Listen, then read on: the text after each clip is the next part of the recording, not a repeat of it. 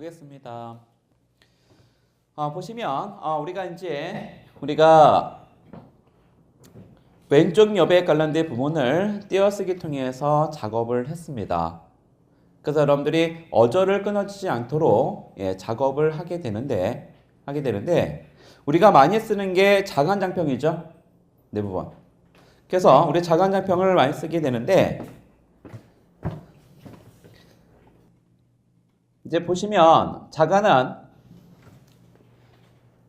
글자와 글자 사이의 간격을 얘기하죠. 글자와 글자 사이 간격. 그래서 이 글자와 글자 사이 간격을 얘기하게 되는데 지금 이걸 보면 제 거를 보시면은 예를 들어서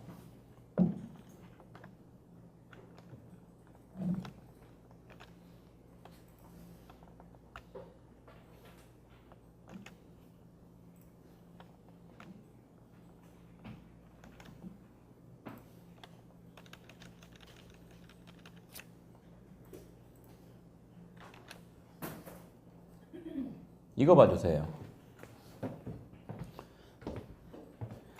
보고서를 검토를 하다 보면 여러분들 보고서가 어절 끊어지지 않기 위해서 글자가 끊어지지 않게 하기 위해서 글자를 올립니다.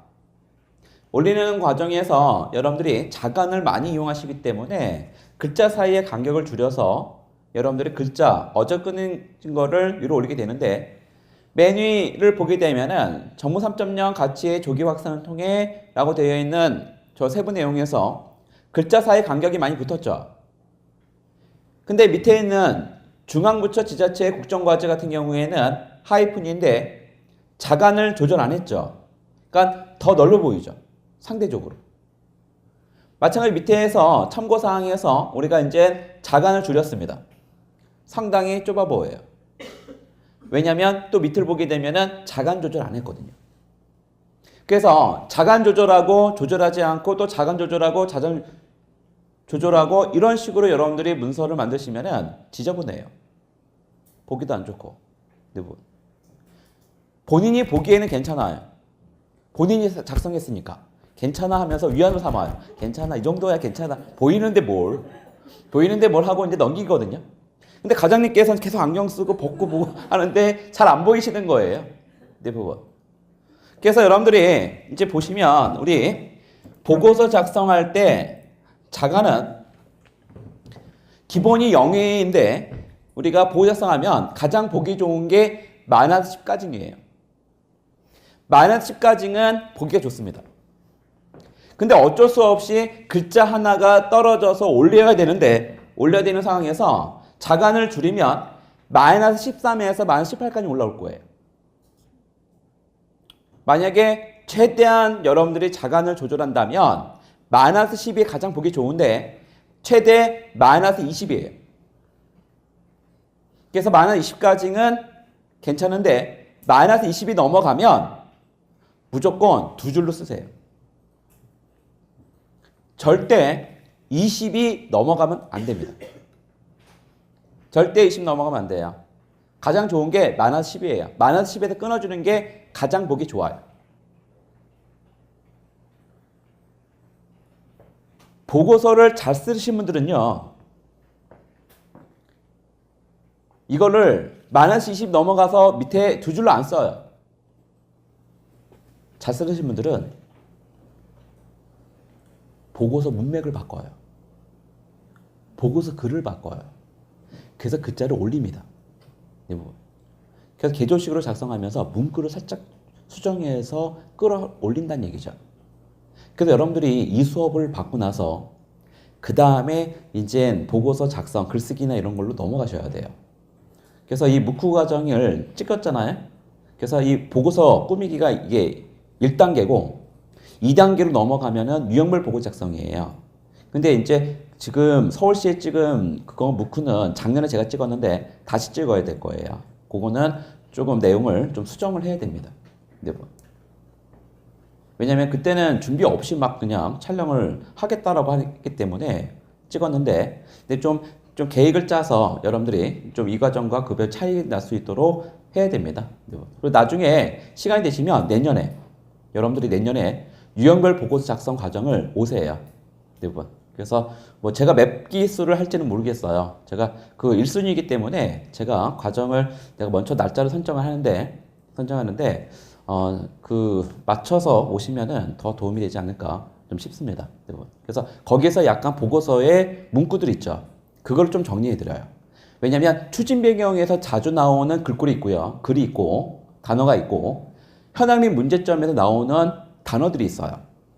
그리고 개선 방향에서 나오는 문구들이 있고요. 그러니까 그런 것들을 적절히 섞어서 여러분들이 보고서 작성을 하는 겁니다. 근데 거기서는 이제 좀 기획 파트 쪽을 다루기 때문에 좀 더 자세하게 그런 부분 설명해 드리는 거고, 이 수업은 여러분들 꾸미기 수업이에요. 그래서 정보화 교육으로 해서 꾸미는 수업으로 집중적으로 하는 과정이 이 과정이 되는 거고요. 대부분. 그래서 일단은 자가는 마이너스 10에서 최대 20까지 작업을 해주면 되는데 20 넘어가지 않도록 작업을 해주셔야 됩니다. 그리고 이제 중간중간 자간이 많이 조절을 해야 될 때에는 장평 쓰는 거예요. 장평. 언제? 자간, 중간, 자간을 많이 이용할 때는 장평을 바꾸는 겁니다. 장평이라는 게 뭐예요? 글자의 폭의 길이 짧고 넓음이죠. 그러니까 장평을 줄이면 글자가 홀쭉해지는 거고요. 장평을 늘리면 글씨가 옆으로 퍼지는 글씨가 나오는 거고요.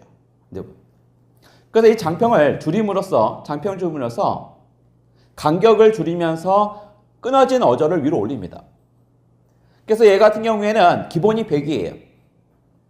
그래서 장평을 전체를 95로 또는 90으로. 95까지는 괜찮아요. 최대로 간다면 90까지는 괜찮아요.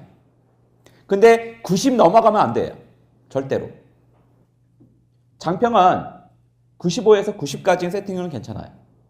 언제 써요? 자간, 중간, 자간 조절을 많이 해야 될 때. 그럴 때 여러분들이 장평을 조절해 주는 겁니다. 첫 번째가. 장평을 써야 되는 건 두 번째는 표에서. 장평을 써야 되는 상황에서는 표에서. 왜냐면 우리 표에서 보면 우리 칸 나눠지잖아요. 그러면 거기에 또 여러분들이 뭔가 글을 써야 되잖아요. 그러다 보면 우리가 표에서는 이 셀이 작기 때문에 여러분들 글 쓰면은 많은 글씨 못 쓰잖아요. 표에서는. 그래서 저 같은 경우에는 이 표 전체를 장평을 95나 90으로 표 전체를 장평을 95나 90으로 세팅해 놓고 그리고 표 안에서 작성을 해요. 표 안에 글씨를 많이 써야 되는 상황에서는. 그래서 장평은 자간 조절을 많이 해야 되는 상황에서는 보고서 전체를 장평을 95로 또는 보고서 전체를 장평을 90으로 또는 표에서 표 작성할 때 여러분들이 장평을 95로 또는 90으로 전체를 얘기하는 겁니다. 표 전체 또는 보고서 전체를 얘기를 해요. 그래서 장평을 그렇게 세팅해 놓고 작성을 해주시면 돼요. 대부분. 여기까지 되셨어요? 자간 장평을 언제 써야 되는지 정리 잘 하셔야 됩니다.